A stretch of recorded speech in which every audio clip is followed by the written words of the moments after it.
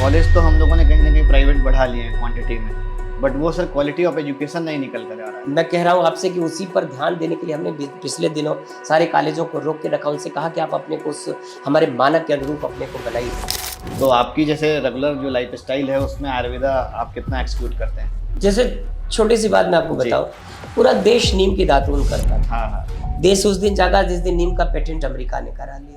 हम्म। आपने अभी देखा कोरोना के काल में लोग हल्दी का दूध पी रहे थे। हाँ, जैसे बच्चे बीएमएस का कोर्स करते हैं या होम्योपैथिक का करते हैं, बीएचएमएस का है या बीयूएमएस का है, तो इन जनरली बच्चों का मानना ये होता है कि हम कोर्स कर लेंगे तो बाद में हमको जॉब मिलेगी नहीं मिलेगी पता नहीं। तो इस पे गवर्नमेंट्स की क्या पॉलिसीज़ हैं, आगे कौन कौन सी जॉब्स रहती हैं, जैसे बच्चे अभी उतना अवेयर नहीं है।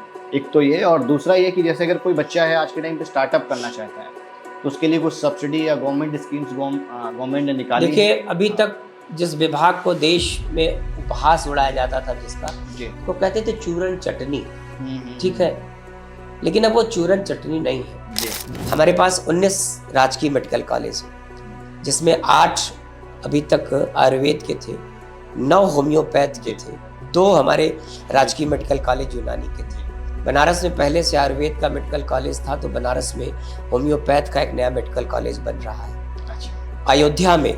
अयोध्या में होम्योपैथ का पहले से मेडिकल कॉलेज था, तो एक नया मेडिकल कॉलेज अयोध्या में आयुर्वेद का बन रहा है।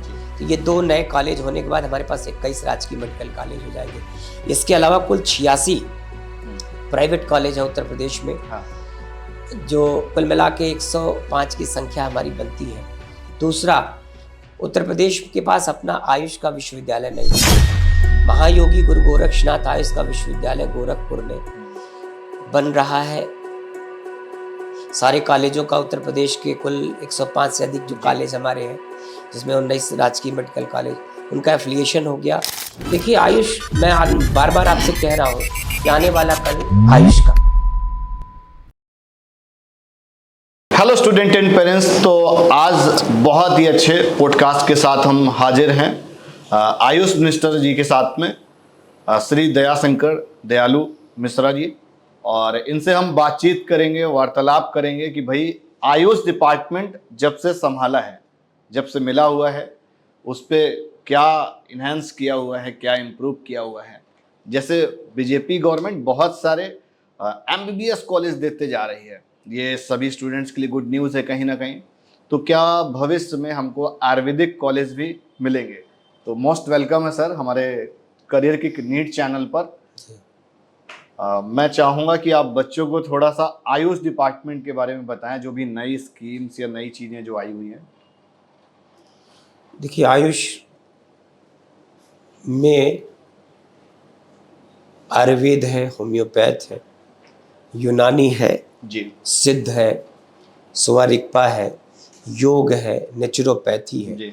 इन सब को मिला के इस देश के यशस्वी प्रधानमंत्री आदरणीय नरेंद्र मोदी जी ने 9 नवंबर 2014 को, जब उनकी पहली सरकार बनी केंद्र में, तो उन्होंने आयुष के मंत्रालय का गठन किया। जी। इसके पहले आयुष स्वास्थ्य शिक्षा के अंतर्गत आता था।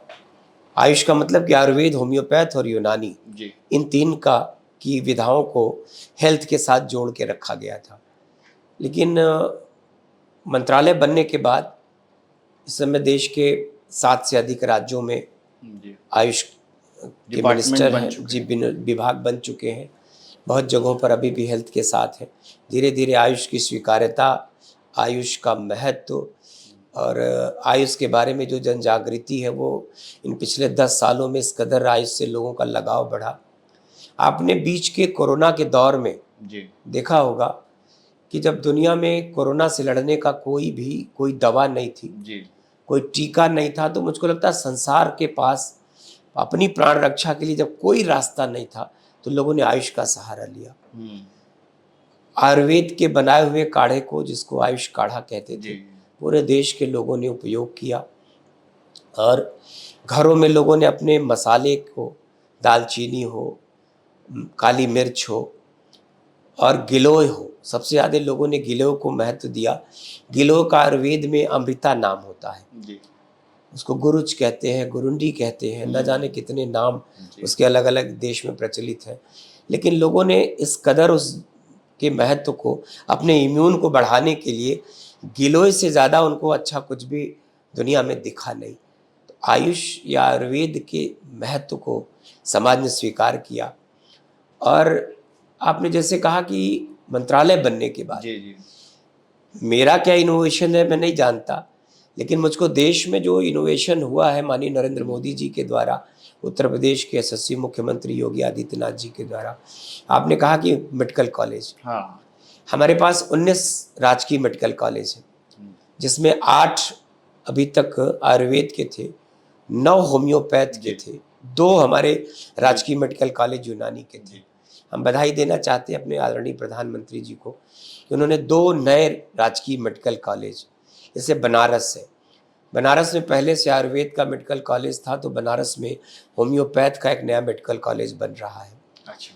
अयोध्या में होम्योपैथ का पहले से मेडिकल कॉलेज था, तो एक नया मेडिकल कॉलेज अयोध्या में आयुर्वेद का बन रहा है। तो ये 2 नए कॉलेज होने के बाद हमारे पास 21 राजकीय मेडिकल कॉलेज हो जाएंगे।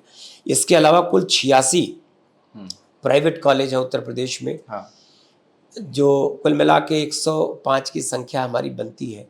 दूसरा, उत्तर प्रदेश के पास अपना आयुष का विश्वविद्यालय नहीं था। महायोगी गुरु गोरक्षनाथ आयुष का विश्वविद्यालय गोरखपुर में बन रहा है।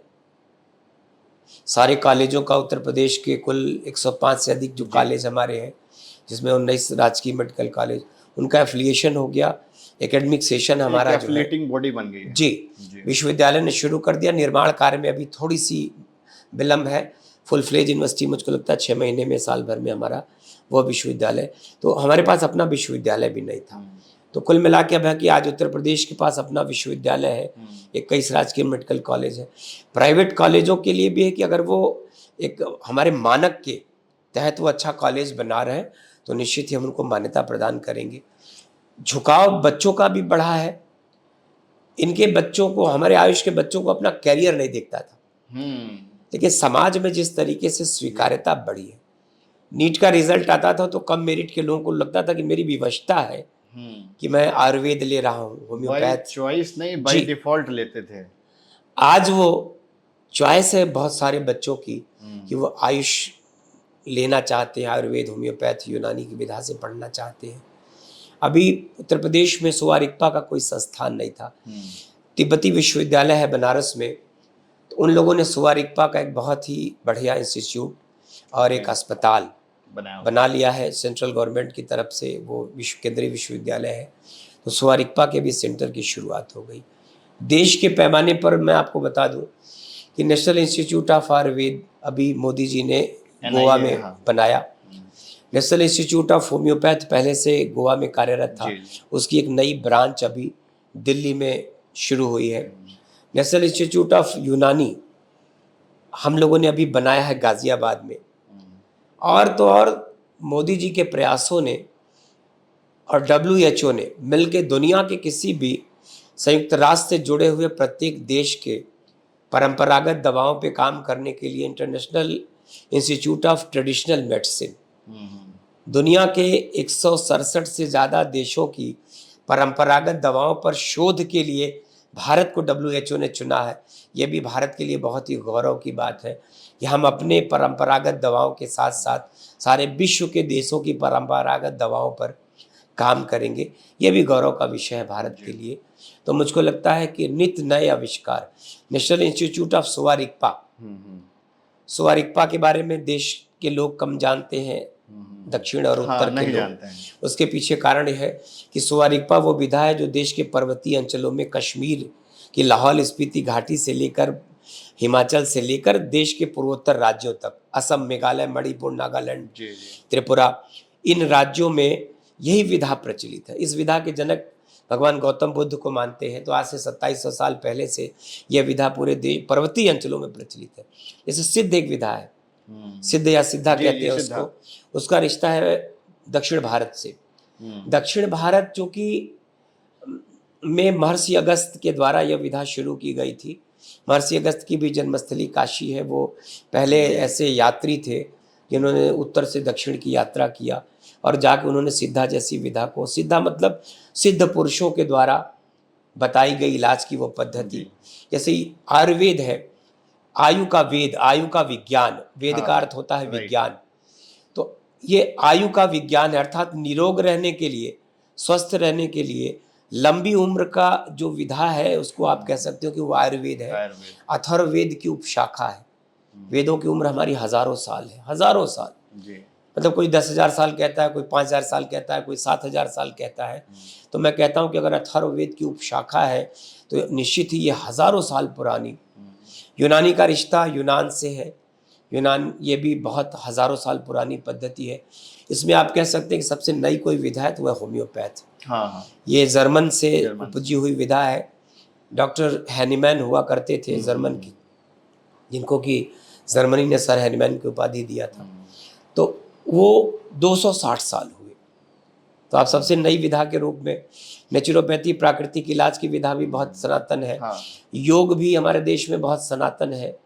जब से मुझको लगता है कि मनुष्य ने निरोग रहने की कामना किया तब से योग है। योग शुरू हो गया। चाहे वो महर्षि पतंजलि का अष्टांग योग हो, योग उसके पहले से है। योग का रिश्ता भी हमारे ऋषि मुनि महंत से, ऋषियों से है।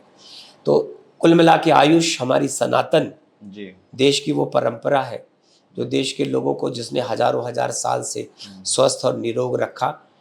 फिर से देश, जैसे मोदी जी का मिशन है, अतीत पर वर्तमान का निर्माण करना, अतीत की बात करना, अतीत की धरोहर को भी सहेजना है और भविष्य को भी बनाना, विकास की एक नई कहानी लिखना। तो मोदी जी अतीत को सहेजते हुए विकास की बात कर रहे हैं।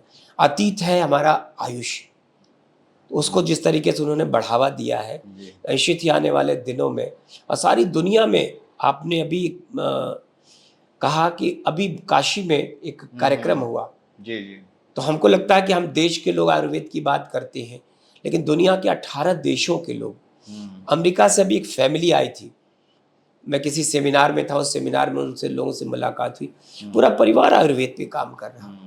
वहाँ उन लोग दवाओं पे भी, उन लोगों ने भी अपने इंस्टीट्यूट बना, मेडिसिन का बहुत बड़ा कारोबार है। अपनी दवाएं वो बनाते हैं, उनका रिकॉग्निशन उनको मिलता है। तो शोध के लिए, जिस बात के लिए योग, हमारे आयुर्वेद की दवाओं को सदैव लोग अंगुली उठाते थे, तो सारी दुनिया में जिस तरीके से योग, हमारी आयुर्वेद की दवाओं पर शोध हो रहा, होम्योपैथ पर शोध हो रहा, यूनानी पर शोध हो रहा है, तो निश्चित ही समाज में उसकी महत्ता बढ़ी है, लगाव बढ़ा है। दवाओं का कोई साइड इफेक्ट नहीं होता, ये निर्विवाद रूप से सिद्ध है। दूसरा जो सबसे बड़ी बात है कि हम रोग का इलाज नहीं करते, हम वेलनेस की बात करते हैं। निरोग रहने की बात करते हैं। जब व्यक्ति निरोग होगा तो हम आयुर्वेद की जो सबसे बड़ी विशेषता आप कह सकते हो कि हम इलाज और दवा की बात ही नहीं करते।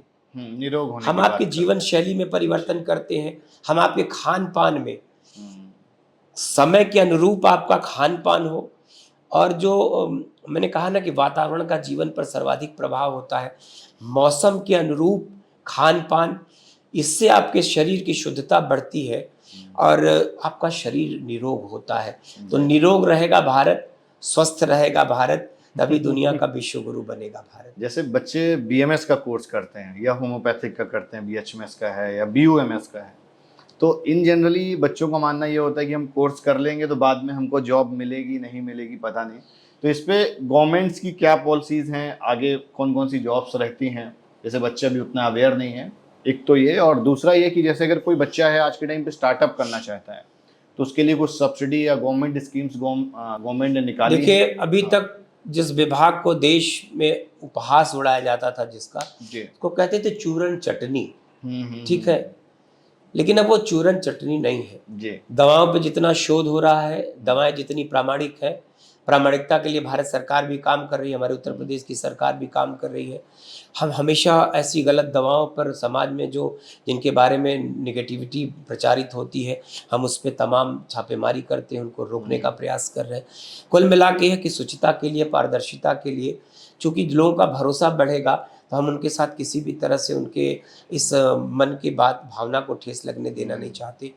और लगातार आप पैकेजिंग देख लीजिए, आयुर्वेद की दवाओं के बारे में जो धारणा थी, समाज देख ले कि कितनी तरह की दवाएं हैं और कोई ऐसी विधा नहीं जिस पे दवाओं के लिए शोध न हो रहा।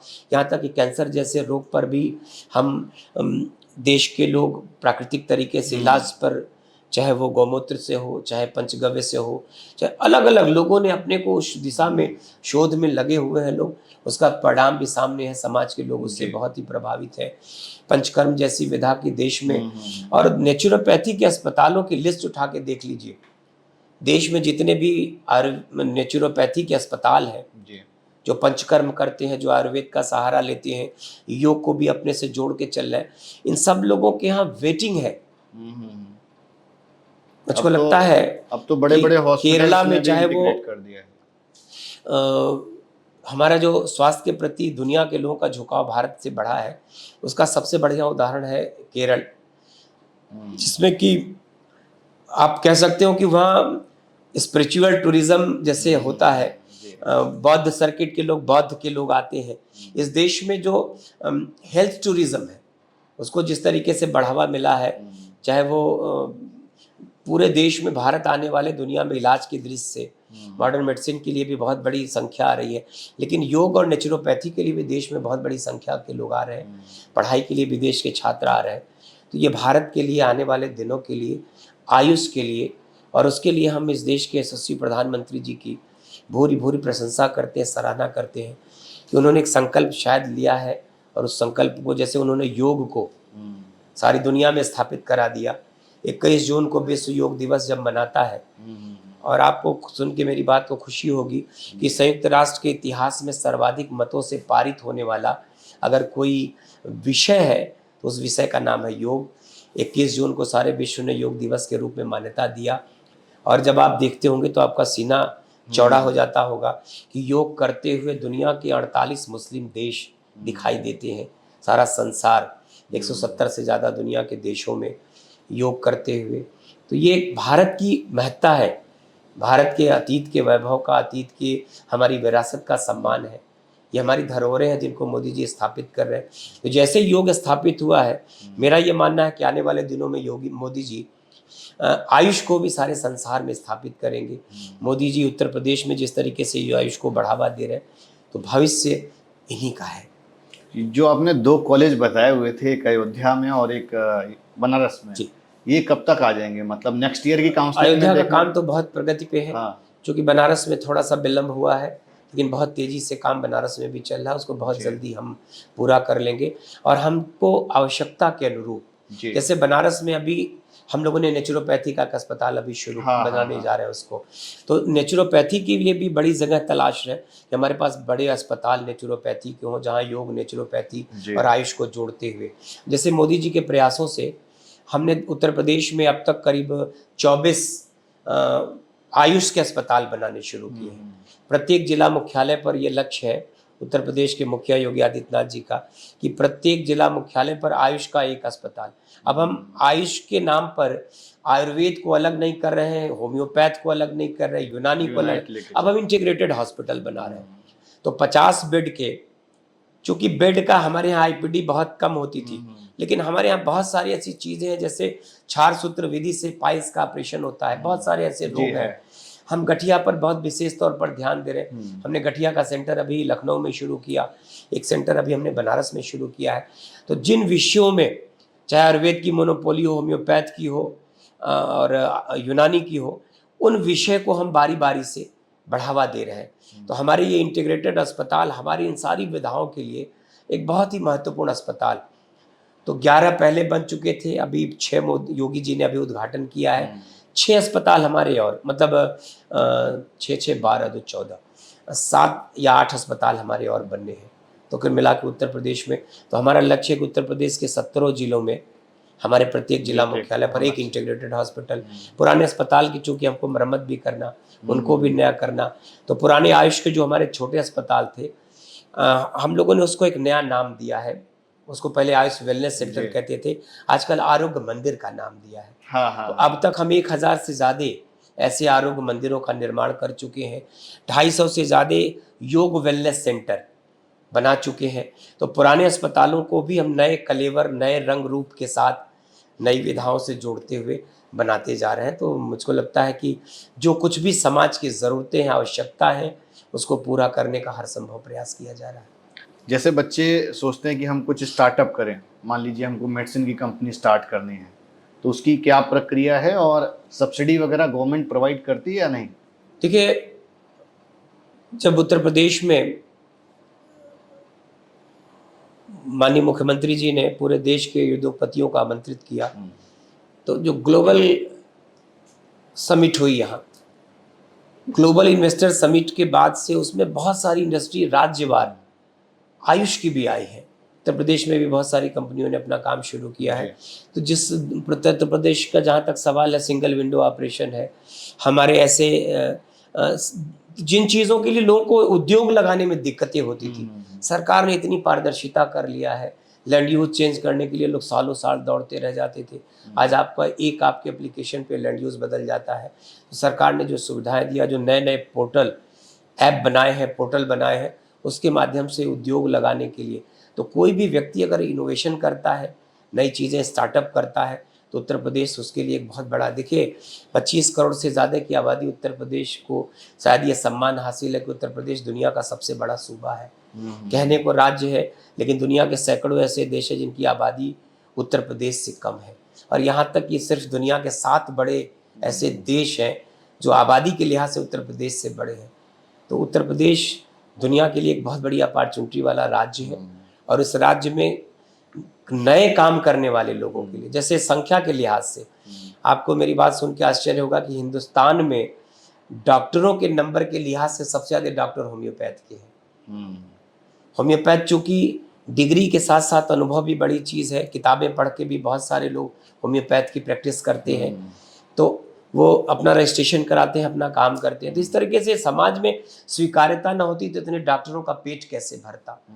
आयुर्वेद की आज वो फिर से हमारे उस नाड़ी विशेषज्ञ, हम नाड़ी को भी बढ़ावा दे रहे हैं, वैद्य वापस से बनना शुरू हो कि एक नाड़ी का जानकार हमारा वैद्य, उस जो हमारे डॉक्टरों ने, जिसको हम डॉक्टर कहते हैं, हमारी विधा में वैद्य कहे जाते हैं। हाँ, वैद्य। मतलब आयुर्वेद की पढ़ाई करने के बाद आज लोगों ने बड़े गर्व से वैद्य लिखना शुरू कर दिया। लोगों ने नाड़ी के बारे में भी जिज्ञासा को अपने बढ़ावा दिया है डॉक्टरों ने। आज हमारे डॉक्टर नाड़ी के भी विशेषज्ञ हैं। कल्पना करिए कि एक व्यक्ति की नाड़ी पकड़ के आप अगर उसके रोगों का इलाज कर देते हैं और वो स्वस्थ होता है, तो जाने अनजाने आपने हजारों हजार रुपए उसकी आपकी जांच के बचा दिया। आपने न कोई ब्लड टेस्ट कराया, यूरिन कराया, न सीटी स्कैन कराया, न MRI कराया, न पेट स्कैन कराया, कोई स्कैन नहीं, कोई जांच नहीं। तो कितना पूज्य व्यक्ति था, कितना जानकार था, कितना महान था वो। आज फिर से वो लोग उस दिशा में बढ़ रहे हैं, हम उस दिशा वैसे अपने नाड़ी विशेषज्ञ को भी आगे बढ़ा रहे हैं। तो मुझको लगता है कि देश के लोगों के मन में जो भरोसा बढ़ा है, सरकार हमारी कटिबद्ध है। केंद्र सरकार जिस तरीके से रोज नई नई योजनाओं को ला रही है, जिस तरीके से अब आप हमारे जो चैनल है वो भी योग के जिस तरीके से दिखा रहे हैं, हमारे भी आयुष के जो दिखाने वाले चैनल है, उसके माध्यम से तमाम लोग हमारे योग से जुड़े हुए लोग हैं। तो किसी न किसी तरह से समाज का हर व्यक्ति आज आयुष से जुड़ रहा है, योग से जुड़ रहा है। योग तो मुझको लगता है कि सारे विश्व ने अपना लिया है। तो भारत की इस विधा को दुनिया सैल्यूट कर रही है। हमारी भी जिम्मेदारियां बड़ी हैं और मैंने आपसे कहा ना कि सरकार कटिबद्ध है। केंद्र और प्रदेश की सरकारें जिस तरीके से आयुष को बढ़ावा दे रही हैं, तो वह दिन दूर नहीं जब समाज में कोई उंगली उठाने वाला शायद ही कोई व्यक्ति मिले। अब हम थोड़ा सा आपकी लाइफ स्टाइल पर आएंगे। जैसे आपने बोला कि आयुष हम लोग कहीं ना कहीं रेगुलर बेसिस पर लाइफ में एक्सक्यूट कर रहे हैं, तो आपकी जैसे रेगुलर जो लाइफ स्टाइल है उसमें आयुर्वेदा आप कितना एक्सक्यूट करते हैं? जैसे छोटी सी बात मैं आपको बताऊं, पूरा देश नीम की दातून करता था। हाँ। देश उस दिन जागा जिस दिन नीम का पेटेंट अमेरिका ने करा लिया। आपने अभी देखा कोरोना के काल में लोग हल्दी का दूध पी रहे थे। हाँ। हमारे देश में हमारी माताएं, दादियां, नानियां हमारी न जाने कब से अपने बच्चों को हल्दी का दूध, हमारे घाव पे, कटे हुए घाव पे लोग गांव में कहते थे हल्दी लगा दीजिए। चोट लगती थी हड्डी में, जब चोट लगती थी लोग कहते थे कि हल्दी का काढ़ा बना के, हल्दी का लेप लगा के उसको ठीक करने का प्रयास होता था। आज वही हल्दी जब इटली के किसी रेस्टोरेंट में टर्मरिक लाटे के रूप में परोसी जाती है, तब दुनिया का ध्यान जाता है। हमारी खाट को, इंडियन ट्रेडिशनल खाट उसको कहते हैं, भारतीय जो हमारी खटिया होती है, उसको दुनिया के लोगों के लिए वो मिरेकल। हमारे मिट्टी के बर्तन, हमारा पुरवा, हमारे पत्तल, वो लोग विदेशी लेके जाते अपने देश में दिखाते हैं तब भारत जाग रहा है। हमारे बासमती चावल का पेटेंट जब अमेरिका में होता है तब हमारे देश के लोगों को आंख खुलती है कि चावल हमारा। आज पेटेंट उनका। ओडीओपी के तहत जब सिद्धार्थ नगर का काला चावल, जिसको काला नमक कहते हैं आप, और जब चंदौली की पैदावार के रूप में ओडीओपी के रूप में हमारा ब्लैक राइस, तब दुनिया मानती है कि ये ओडीओपी का प्रोडक्ट है। लेकिन मुझको लगता है ये हजारों साल से हम इसका उपयोग करते हैं, सेवन करते हैं।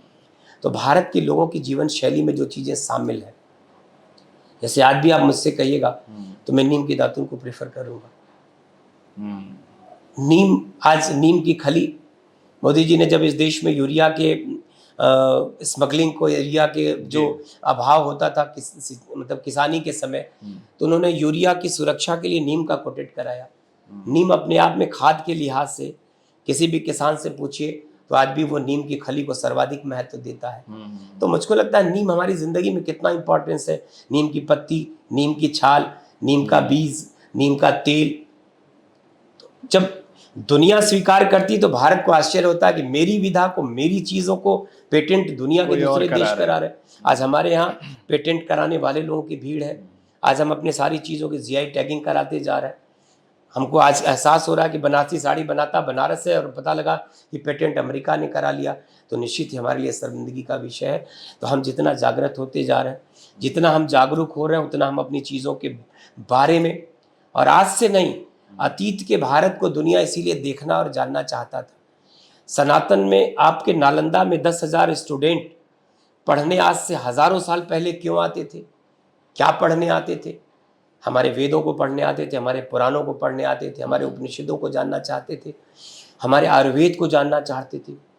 तो हमारा अतीत इतना शानदार है। तो उस अतीत के भारत को, जो विश्व गुरु था, जो दुनिया के लिए, आपने इतिहास पढ़ा होगा तो सिकंदर से लेके नेपोलियन से लेके कोई ऐसा आक्रांता, कोई ऐसा विदेशी, कोई ऐसा अब यात्री, वेंसांग फाहियान अल्बर्नी से लेके आप कोई ऐसे यात्री का नाम, मैं पूछता हूं कि वो क्यों भारत आते थे? सिल्क रूट क्यों बना था भारत आने के लिए? हम मलमल बनाते थे, हमारे मलमल को खरीदने लोग आते थे। हम मखमल बनाते थे, हमारे कपड़ों का व्यवसाय, हमारे हैंडीक्राफ्ट। भारत के लोगों को आश्चर्य करते हैं, भारत सोने की चिड़िया कहा जाता था। तो भारत में ऐसा क्या बनता था? हमारे पास सोने की खान नहीं है, हमारे पास दक्षिण अफ्रीका जैसे गोल्ड माइंस नहीं है, कोलार गोल्ड माइंस को छोड़ दीजिए तो भारत पास सोने की खान नहीं है। लेकिन आयुर्वेद के रस शास्त्र में सोना बनाने का जिक्र है, पारे से सोना बनाने का। हमारे रस शास्त्र, कभी आयुर्वेद को पढ़ने वाले हमारे लोग जानते हैं, हमारे पुराने ऋषि हुआ करते थे नागार्जुन, तो महर्षि नागार्जुन को रस शास्त्र का सबसे बड़ा विशेषज्ञ मानते हैं। उनके नाम पे दक्षिण भारत में कई संस्थान हैं। तो भारत जानता था सोना बनाना। आज का विज्ञान नहीं मानता उसको, लेकिन हम, आज का विज्ञान जिन जिन चीज़ों को नकारता जा रहा है, भारत जब उन चीज़ों को सिद्ध करता है तो दुनिया उस पर भरोसा करती है। तो मुझको लगता है कि अतीत का भारत बहुत समृद्ध था। हमारे जो ऋषि मुनि थे, हमारे जो आविष्कार थे, हमारे भगवान राम, मर्यादा पुरुषोत्तम राम जिस पुष्पक विमान से चलते थे, वैमानिकी का आविष्कार राइट बंधुओं को जाता है श्रेय। जाता है कि नहीं जाता जी? लेकिन भारत जानता है कि भारत के महर्षि, ऋषि मुनि, भास्कराचार्य हो, भारद्वाज, वैमानिकी का आविष्कारक महर्षि भारद्वाज को मानते हैं। गुरुत्वाकर्षण के हम भास्कराचार्य जी को मानते हैं, कर्ण को मानते हैं, कड़ात को मानते हैं। आप जानते हैं ना, अणु विज्ञान। भारत अपने कड़ात को नहीं जानता। भारत अणु विज्ञान के लिए दुनिया के दूसरे देशों के वैज्ञानिकों को जानता है। हम अपने आर्यभट्ट को नहीं जानते। हम पाइथागोरस, भारत ने दुनिया को ज्ञान दिया है। हमने पाई का मान, हमने दशमलव, जीरो, शून्य, सांप सीढ़ी का खेल, शतरंज, ये भारत की चीजें हैं जो भारत को, विश्व को भेंट है। भारत ने अगर पाई का मान न बताया होता दुनिया को, भारत ने दशमलव न दिया होता, भारत ने जीरो न दिया होता, तो जो संसार की प्रगति है ये कहीं न कहीं से बाधक थी। तो मेरा ये कहना है कि अतीत के भारत को जब भारत, वर्तमान के भारत ने सहेजना शुरू किया है, तक्षशिला की लाइब्रेरी 90 दिन तक जलती रही। ये इतिहास जानता है, आप इसको पढ़ सकते हैं जी। अब खिलजी को जरूरत क्या पड़ी कि वो तक्षशिला का विश्वविद्यालय जला दे, जिसमें 10,000 विदेशी छात्र रहा करते थे हॉस्टल में। नालंदा को क्यों? तो नालंदा की लाइब्रेरी 90 दिन जली। तक्षशिला, नालंदा, विक्रमशिला, ये वो विश्वविद्यालय थे जिनमें विदेशी छात्र आके पढ़ते थे। तो मेरे एजुकेशन के लिए लिए आते थे। मैं आपको इसलिए कह रहा हूँ कि अतीत के भारत में जब आप अतीत में झांकिएगा तो भारत का जब गौरव आपको दिखाई देगा तो इन्हीं विधाओं के चलते। और उसमें एक विधा थी सबसे महत्वपूर्ण, मैं आपसे कह सकता हूँ कि आयुर्वेद। आयुष। अब थोड़ा सा हम सर काउंसलिंग की तरफ आएंगे, क्योंकि काउंसलिंग अभी चल रही बच्चों की, राउंड 1 की फिनिश हो चुकी है और राउंड 2 अब होने वाली है। तो उसमें बहुत सारी जैसे टेक्निकल ग्लिच देखने को मिलते हैं। जैसे कुछ बच्चों की मेरे पास में कंप्लेंट्स आई कि सिक्योरिटी अमाउंट डिडक्ट हो गया, बट उनके पास रिफ्लेक्ट भी नहीं किया आयुष बोर्ड के पास और बच्चे के पास में भी नहीं किया, देखिए, और वो पहले राउंड में काउंसलिंग करने के लिए मैंने eligible आपसे नहीं कहा है। कि आयुष जब से अलग हुआ है, हाँ इसके पहले मेरे यहाँ काउंसलिंग को लेके जो कमियां जी। थी, जब से एनआईसी के थ्रू हम लोग काउंसलिंग कराने जी। लगे, जो पीएमटी की काउंसलिंग जो संस्था करती है हाँ, वही संस्था आयुष की करने लगी। जी। इसके पहले कुछ लोगों ने उसको मनमानी तरीके से दे के रखा था। जी। पारदर्शिता के लिए हम लोग लगातार काम कर रहे हैं। मैंने आपसे कहा कि चाहे काउंसलिंग हो, काउंसलिंग के बच्चों की सहूलियतें हमारी बड़ी प्राथमिकता है और बहुत सुधार हुआ है। आपने जो हाँ, नहीं, बातें पहले से enhance जो हुआ है। कहता है, जी। जो शिकायतें आती हैं उसको with in a minute, with in a day हम उसका संज्ञान लेते हैं और अगले दिन से वो चीज़ें आपको हमारे सिस्टम से ठीक दिखती हैं। मैंने कहा आपसे ना कि पिछले वर्ष हम लोगों ने बहुत ही अच्छे तरीके से काउंसलिंग कराया, चूँकि काउंसलिंग को लेके अंगुली उठी थी, काउंसलिंग को जी। लेके हमारे उत्तर प्रदेश की सरकार ने जांच बैठाया। हाँ, हाँ। जांच में जो लोग मुलजिम पाए गए, दोषी पाए गए, उनके खिलाफ कार्रवाइयाँ की गई। अब ऐसा कोई साहस नहीं करेगा, चूँकि पारदर्शिता के लिए काम कर रही है सरकार। आज हम कह सकते हैं कि जैसे पीएमटी की काउंसलिंग है उसी तर्ज पर, उसी के बराबर जी। हम आयुष की काउंसलिंग करा हाँ, रहे हैं। एकदम। और जिन भी छोटी मोटी बातें हैं, मैंने कहा कि 10 वर्ष की उम्र है केंद्र की आयुष मंत्रालय की, उत्तर प्रदेश में मंत्रालय की उम्र 7 वर्ष है। जी। इन 7 वर्षों में हमने अपने को जितना अपग्रेड किया है, जितना सुधार किया है, हमको 2 काम करने हैं। हमको अतीत के अपने अस्पतालों की मरम्मत भी करना, अपने परिसर में अपने अस्पताल को स्थापित करना, नए अस्पताल बनाना, जितना इनोवेशन है उनको हमको फॉलो अप करना है उनका। हमको इंस्टीट्यूट, अभी हमने लखनऊ में एक इंस्टीट्यूट स्थापित किया होम्योपैथ का। लखनऊ में एक इंस्टीट्यूट आयुर्वेद का पहले से स्थापित था, भारत सरकार के द्वारा, केंद्रीय व्यवस्था के द्वारा था। तो केंद्र की सरकार और प्रदेश की सरकार मिलकर, चूंकि बार बार जो अंगुलियां उठती कि आपकी इन दवाओं की मान्यता क्या है, शोध कहाँ हुआ, किसने आपको रिकॉग्निशन दिया, तो उसी के लिए हम लगातार केंद्र, हमारे प्रधानमंत्री जी और मुख्यमंत्री जी शोध को बढ़ावा दे रहे हैं। हमने पीजी क्लासेज, आप उत्तर प्रदेश के बहुत सारे कॉलेजों में हमारे सिर्फ यूजी की पढ़ाई करते थे, अब हम मास्टर्स ज़्यादा से ज़्यादा विषयों में मास्टर्स शुरू करने जा रहे हैं, कर रहे हैं जैसे जैसे अपने, चूँकि हमको अपने जो कॉलेज हैं उनको भी बढ़ाना है। जैसे कॉलेज तो हम लोगों ने कहीं ना कहीं प्राइवेट बढ़ा लिए हैं क्वांटिटी में, बट वो सर क्वालिटी ऑफ एजुकेशन नहीं निकल कर आ रहा है। मैं कह रहा हूँ आपसे कि उसी पर ध्यान देने के लिए हमने पिछले दिनों सारे कॉलेजों को रोक के रखा, उनसे कहा कि आप अपने को उस हमारे मानक के अनुरूप अपने को बनाइए। समझ रहे ना, लगातार ध्यान है। इसीलिए नए कॉलेज तभी बनेंगे जबकि वो हमारे मानक पर खरा उतरेंगे। हमारे कॉलेजों में भी पुराने जो कॉलेज बने हुए वर्षों के कॉलेज हैं उनको नया करते जाना, उनकी नई सुविधाएं बढ़ाते जाना, जिससे कि हम वहाँ से अपने संख्या के मामले में हम बधाई देना चाहते हैं लोक सेवा आयोग को, अधीनस्थ चयन आयोग को। उन्होंने लगातार नियुक्तियां करके हमारी जो टीचर्स की संख्या की कमी थी, फार्मासिस्ट की कमी थी, उसको लगातार दिनों में मुख्यमंत्री जी के हाथ से लगातार नियुक्ति पत्र बढ़ते जा रहे हैं। तो संख्या बढ़ी है, टीचर्स की संख्या को लेके हमारे ऊपर अंगुलियां उठती थी। तो मुझको लगता है कि जब हमारे पास पर्याप्त संख्या में शिक्षक होंगे तो हमारे यूजी और पीजी के सारे क्लासेज चलेंगे, तो लगता है कि जो बच्चों का झुकाव है वो हमारी तरफ निश्चित बढ़ेगा। एक लास्ट प्रश्न है आपसे और, कि जैसे आपको जो डिपार्टमेंट मिला हुआ है ये बाई चॉइस था या बाई डिफॉल्ट मिला? देखिए, पहले की सरकारें किसी को कुछ पद देने के पहले, मंत्री बनाने के पहले, लेकिन आज हमारी सरकार में मुझको लगता है कि दर्जनों तो डॉक्टर हैं, तमाम इंजीनियर हैं। मैं तो न डॉक्टर हूँ न मैं शिक्षक हूँ, और मेरी वनस्पति विज्ञान बॉटनी से मैं पीएचडी हूँ काशी हिंदू विश्वविद्यालय से। और अतीत के समय मैंने बॉटनी में मेरे रजिस्ट्रेशन में मेरा कुछ समय के लिए झुका हुआ था कि मैं आयुर्वेद में पीएचडी करूँ। तो मैंने द्रव्य गुण, हमारा एक विषय है आयुर्वेद का, हमने उसमें काम करना मैं चाहता था।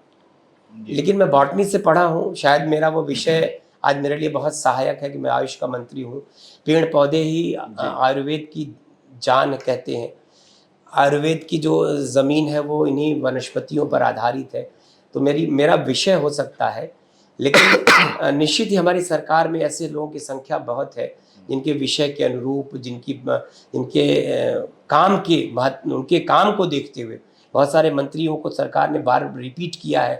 उनका काम अच्छा था, उनकी मेहनत अच्छी है, तो हमारे गुणदोष के आधार पे कह सकते हो कि सरकार में मंत्री पद मिलता है और सरकार उसी तरीके से है। मुझको तो, मैं चूँकि पहली बार मैं विधायक बना, पहली बार मंत्री बना हूँ, तो मैं अपने बारे में नहीं जानता कि सरकार ने कैसे मुझको बनाया, लेकिन निश्चित ही समाज की सेवा के लिए और अपने अतीत के, अपने सनातन को जिंदा करने के लिए, आयुष को बढ़ावा देने के लिए मेरे जैसा व्यक्ति बहुत बहुत आभारी है देश के प्रधानमंत्री जी का और उत्तर प्रदेश के मुखिया योगी आदित्यनाथ जी का। सर, बच्चों के लिए एक मैसेज दे दीजिए जो आयुष के कोर्सेज कर रहे हैं।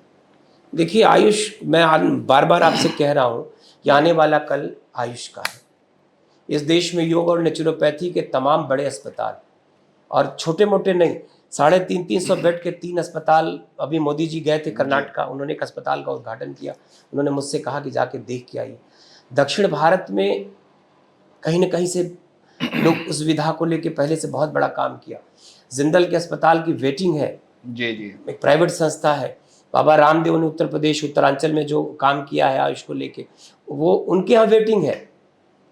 तो मुझको लगता है कि अगर आज समाज में भी लोगों का झुकाव बढ़ा है, बहुत सारे ऐसे लोग मिलते हैं और जिन्होंने अपने को, आज उनके मन में ये भाव है कि हम आयुर्वेद की दवाओं का उपयोग करें, हम होम्योपैथ की तरफ जाएं, हम यूनानी की दवाएं करें। तो मुझको लगता है कि अब आज अपने आप में जैसे समाज का लोगों का झुकाव बढ़ा है, तो इन बच्चों का भविष्य, आने वाले दिनों में आयुष के डॉक्टरों का भविष्य समाज में निश्चित ही वो ऊंचाइयां हासिल करेगा। वो जो ख्वाब उनके थे वो पूरे होंगे और उनका सम्मान समाज में बहुत बढ़ेगा। बच्चे चाहते हैं सर कि नंबर ऑफ गवर्नमेंट कॉलेज और बढ़ जाएं, जैसे निश्चित बढ़े। मैंने कहा ना, मैंने कहा कि मुझको, हमारी सरकार को कितना प्रयास अपने को, मैंने कहा कि एकदम नया मंत्रालय है जी। 10 साल बनाम 70 साल जी। आपको नहीं लगता कि हम, तो हमारी तुलना आप किसी से नहीं कर सकते हैं।